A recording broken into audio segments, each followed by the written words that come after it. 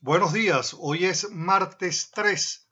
Como todos los días le doy gracias a Dios porque me permite estar con todos ustedes. A ustedes gracias siempre por la sintonía con la que apoyan el programa. Una bendición temprana, Dios los bendiga a todos y con la bendición comenzamos el programa el día de hoy. Vamos a analizar en profundidad el tema de las elecciones regionales. Pero no lo vamos a revisar desde el punto de vista abstención, participación. En principio, para ser absolutamente respetuoso de todo aquel que quiera participar y respetuoso de todo aquel que no lo quiera hacer. Voy a poner en contexto lo que dice Datanálisis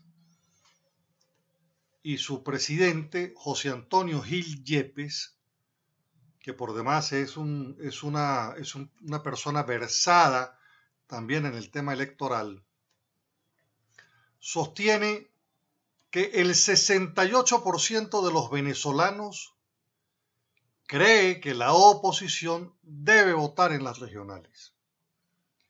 Eso es lo que opina el 68% de venezolanos, que se debe participar en ese proceso. El director de la encuestadora sostiene que la contienda para elegir nuevos gobernadores en el país es una oportunidad para los dirigentes de la MUD de acelerar la presión internacional en caso que el gobierno de Nicolás Maduro decida desconocer un resultado favorable a la oposición. Aquí empezamos nosotros también a hacer un análisis de la importancia de establecer nuevas líneas de presión sobre el gobierno nacional. Vale decir, la elección tiene sentido en tanto y cuanto se compadezca de una agenda de carácter político que no se sume, ¿verdad?, al simple hecho de decir soy gobernante, necesito unos recursos para hacer o no hacer. Estamos en el marco de un proceso político. Ese proceso político quiere desencadenar en el establecimiento del Estado comunal que pasa por liquidación de gobernaciones y alcaldías, y en ese proceso revolucionario existe dos procesos políticos inversos al de la revolución, que es el proceso que da la sociedad venezolana que no acepta, que no quiere y que no comparte el Estado comunal como un destino de vida, vale decir, la gente no quiere el comunismo, pero en contraposición a ese Estado comunal también existe una línea fuerte de presión en la comunidad internacional. En consecuencia de ello, ganar para ejercer una presión superior concomitante con la presión internacional tiene sentido. Tiene sin lugar a dudas sentido. Si el propósito es asumir un compromiso de avanzar en esa presión de carácter internacional también, porque quedaría totalmente claro también, ya está, pero desde el punto de vista de liderazgos intermedios institucionales, en manos de la oposición. ¿Qué es lo que puede suceder? Lo que puede suceder es que el gobierno decida desconocer un resultado favorable a la oposición. Eso es perfectamente posible también que suceda, que el gobierno no conceda el reconocimiento de su derrota. Utilice a la Asamblea Nacional Constituyente para entonces transferir las competencias de gobernaciones al Estado comunal, como de antemano es importante destacar, está señalado. ¿Tiene sentido entonces esta participación mirándolo desde ese ángulo? Esta encuesta dice por demás que solamente el 19% de los venezolanos rechaza que los partidos de oposición participen en esta contienda y el 8.6% dicen no saber o no contestar. El gobierno, por demás, insiste en destituir gobernadores que salgan electos si no reconocen la Asamblea Nacional Constituyente, Y debo decir que los candidatos hoy y gobernadores mañana no pueden reconocer la Asamblea Nacional Constituyente y con ello aumentarían la presión internacional hacia el gobierno de Nicolás Maduro. Es precisamente entonces por ello que las regionales se convierten en una gran oportunidad. Y yo comparto el criterio que está manejando el presidente de Data Analysis, porque de esta manera se logra demostrar que el gobierno va detrás de la implantación de un modelo por el que nadie ha votado y que esos espacios institucionales que están establecidos en la Constitución bolivariana y que pretenden ser sustituidos en la constituyente, a pesar de la convocatoria que es constitucional, porque esas se debieron haber realizado en diciembre, lo gana la oposición. Vale decir, eso obliga a un aumento en la presión contra el gobierno de Nicolás Maduro. Si decide en consecuencia transferir funciones y competencias de gobernaciones a consejos comunales, está entonces precisamente planteado el tema de la lucha en los términos como el gobierno lo quiere ir definiendo, ir aislándose cada día más. Obviamente, el no reconocimiento del triunfo por vía de la delegación o entrega de competencias a consejos comunales que son precisamente de las gobernaciones, pues obviamente que lo deja aún mucho más expuesto, pero le entrega adicionalmente a la oposición legitimidad, argumentos de legitimidad para continuar en la lucha frente al régimen que nadie ha dicho por demás que se deba claudicar.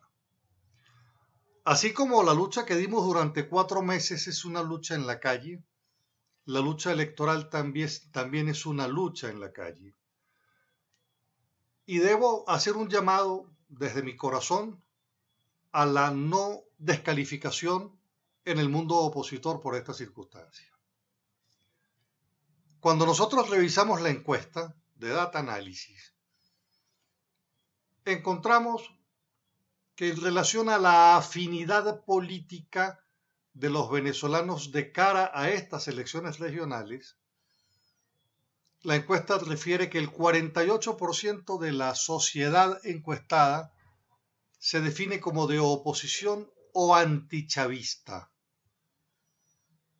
Un 36% de ninguno de los dos bandos y un 14.6% se declara prochavista. De conformidad con los números, la oposición está en su máximo histórico. Los NINI en su punto más bajo histórico desde noviembre del 2016 y Nicolás Maduro en el punto más bajo desde el inicio de su gestión. La consulta por demás revela que el 63.8% de los encuestados señala que en Venezuela se vive una dictadura. 63.8% señala que en el país se vive en dictadura. Vale decir, nadie se come el cuento de que esto es una elección y es una democracia. No, este es un evento de carácter electoral en el marco del ejercicio pleno de una dictadura. El 23.2% señala que en Venezuela aún hay democracia, ¿verdad? Eso es lo que señala un 23%, dice que aún hay democracia, un 63% dice que no lo hay. El 61% de la población rechaza la nueva constitución que pretenda ser la Asamblea Nacional Constituyente. De tal suerte que la acción constituyente es una acción que no tiene legitimidad en la sociedad por inconstitucional en su convocatoria y en su proceso de elección, pero además la gente, el venezolano, después que participó señalando que es ilegal esa convocatoria, con una participación de más de 7 millones de venezolanos, deslegitimaron esa Asamblea Nacional Constituyente. Entonces, si los venezolanos rechazan la constituyente y la constituyente es hoy una huida hacia adelante de Maduro frente a los problemas del país, una de las posibilidades que tiene es transferir el poder a otras instancias ya de forma definitiva de Estado comunal. Eso es lo que está planteado. Pero, ¿qué sucede? Maduro tiene una inmensa presión internacional, una presión además que ha declarado los países que la ejercen que no están de acuerdo ni con la convocatoria, ni la instalación, ni los resultados de una constituyente. Quedaría la oposición con el liderazgo institucional intermedio, ganado desde el punto de vista electoral, y si Maduro termina de vaciar esas instituciones que son gobernaciones, pues simplemente se habrá profundizado un proceso que por demás le da más argumentos al aumento de la presión en la solución internacional sobre el caso de Venezuela y le da una justificación mayor a los venezolanos en el ejercicio de la movilidad frente a la implantación de forma definitiva de un modelo por el que nadie ha votado. Yo soy de los que considera que la constituyente es exactamente el golpe de Estado a la soberanía popular. Así lo reflejan las estadísticas que maneja Gil Yepes en esta encuesta de Data Analysis, y estaríamos solamente en una importante reflexión que tenemos nosotros que hacer. Si los gobiernos regionales quedan en manos del chavismo, el chavismo siempre va a obrar en función a la decantación de ese proceso de Estado comunal. Precisamente por eso es que las competencias de gobernaciones están totalmente centralizadas y los gobernadores hoy solamente son un vocero, una voz del poder nacional, porque ya el poder regional ya prácticamente no existe. De ahí la importancia de nosotros recapitular el discurso político de la autonomía y de la descentralización como fórmulas para resolver la crisis hoy, mañana y pasado mañana. Vale decir, así como yo digo, con cualquier fórmula de solución. En esa fórmula de solución saliendo del régimen siempre va a ser indispensable una nueva constitución por vía de una nueva constituyente, y va a ser necesario, por una verdadera constituyente, y va a ser necesario retomar el discurso político de las regiones, que es la autonomía, para poder enfrentar con competencias la inmensa crisis de pobreza a la que nos trajo el chavismo. Este es entonces el primer análisis que les entrego de cara a estos resultados que presenta la encuestadora Data Analysis. El gobierno en el proceso electoral va a jugar obviamente al fraude. Los venezolanos siempre en los procesos electorales, cuando ha sido masiva la participación, a pesar del fraude se le gana el fraude. Y es exactamente lo que el gobierno ahora pretende hacer en este proceso electoral. ¿Cómo lo va a hacer? Bueno, en primer lugar, después que la oposición convocó el proceso primario, debería hacerse las sustituciones de candidatos, renuncias y adherencias al candidato que gana o la candidata que gana el proceso primario. ¿Pero qué hizo el gobierno?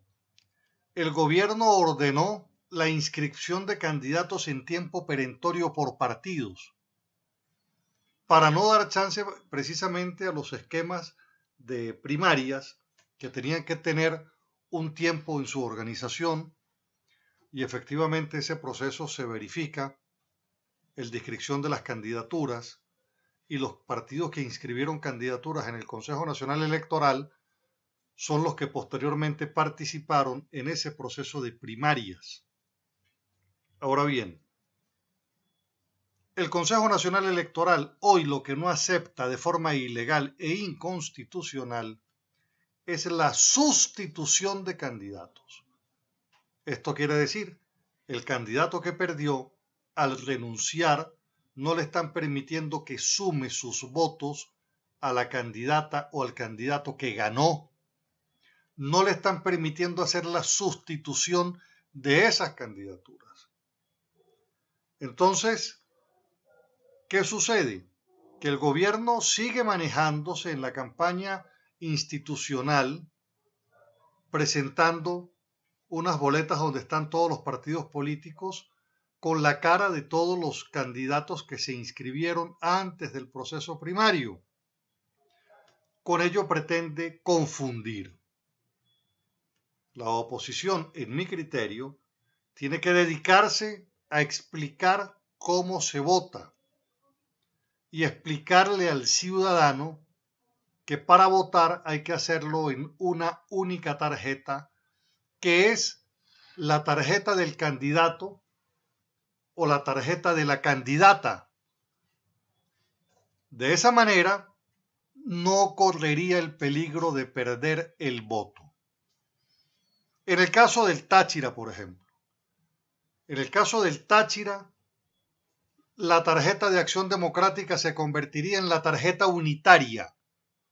Todo el mundo tiene que votar en la tarjeta de Acción Democrática para votar por la candidata que ganó la primaria, que es Laidy Gómez.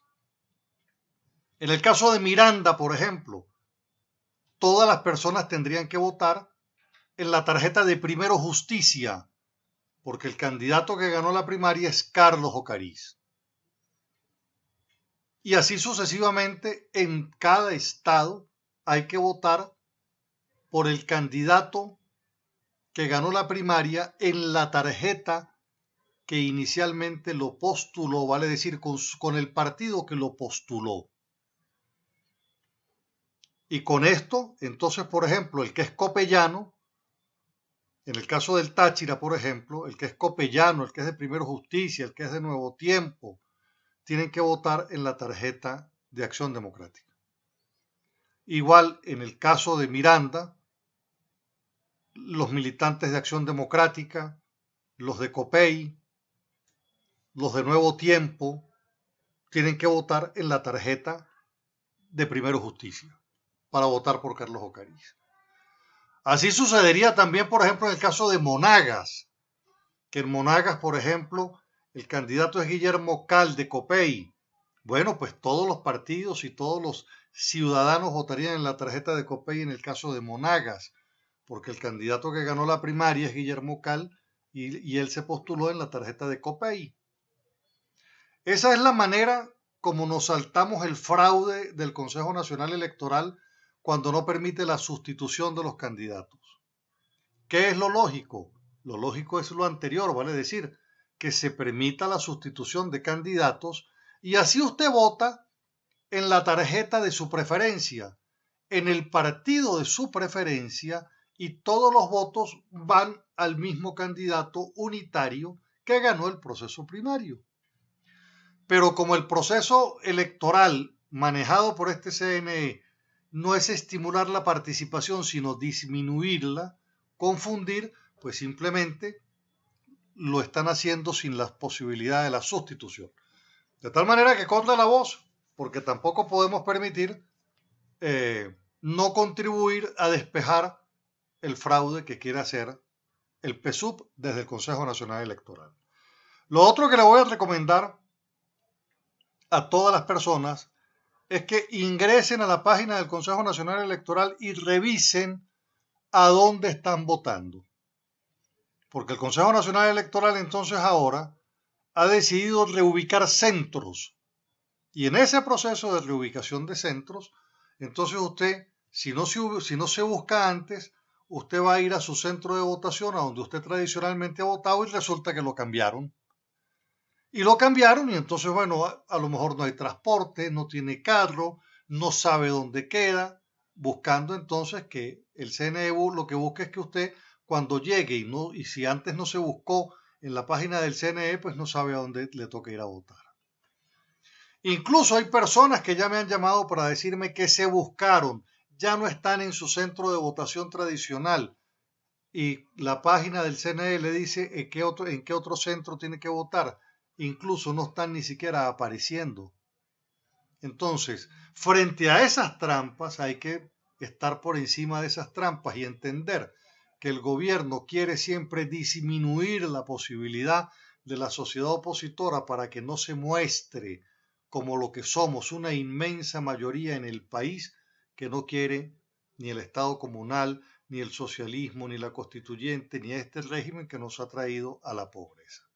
Les planteo esto para que pasen la voz, insisto, porque uno no puede ser tampoco que por omisión uno deje al ciudadano a la suerte de las trampas, a la suerte de la engañifa, a la suerte de la confusión que generan aquellos que tienen que tener claro que tienen que estimular la participación y no generar la abstención, como el caso del Consejo Nacional Electoral.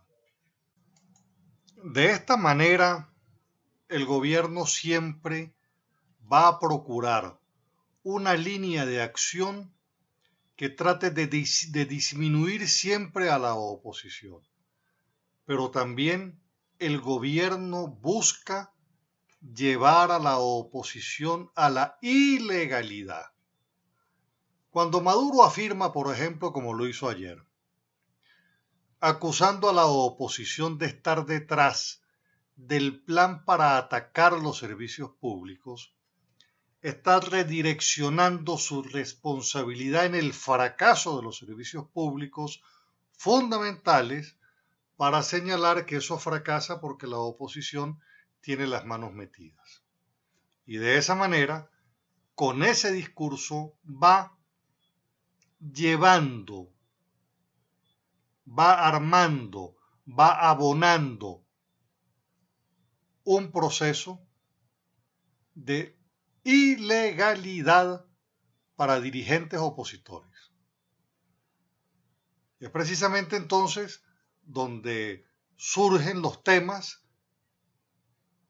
que los presos políticos han venido señalando de pruebas que no son tales, pero que son forjadas, y con ello el gobierno va armando siempre una excusa de su propio fracaso. Se atreve Nicolás Maduro, por ejemplo, a señalar que un plan de velado de la oposición en contra del gobierno tendría objetivos como los servicios de estaciones de gasolina. Bueno, si es que las estaciones de gasolina las maneja el gobierno en su totalidad. Un plan contra el sistema eléctrico. Es que el sistema eléctrico lo maneja en su totalidad el gobierno. De manera muy eficiente, ineficiente, por cierto. El tema del agua. Para nadie es un secreto que Venezuela dejó de funcionar. Venezuela dejó de funcionar. Esa es la realidad. Y ya, por cierto, el gobierno tampoco logra el ejercicio de la polarización con los argumentos del madurismo. La gente ya no les cree. Esa es la otra gran verdad por la que está atravesando amargamente este gobierno. La gente tampoco les cree.